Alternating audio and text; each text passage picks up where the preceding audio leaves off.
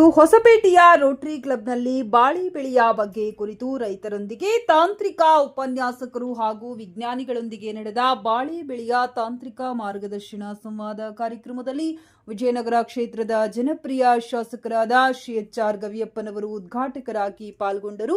ರೈತರಿಗೆ ಅನುಕೂಲ ಆಗುವ ರೀತಿಯಲ್ಲಿ ಅವರಿಗೆ ಸಲಹೆ ಸೂಚನೆಗಳನ್ನು ನೀಡಿ ಉನ್ನತ ಮಟ್ಟದ ಬೆಳೆಯನ್ನ ಬೆಳೆಯುವುದಕ್ಕೆ ತೋಟಗಾರಿಕೆ ಇಲಾಖೆ ಮತ್ತು ಸಂಬಂಧಪಟ್ಟ ಅಧಿಕಾರಿಗಳು ಮಾಹಿತಿಗಳನ್ನು ನೀಡಬೇಕೆಂದು ತಿಳಿಸಿದರು.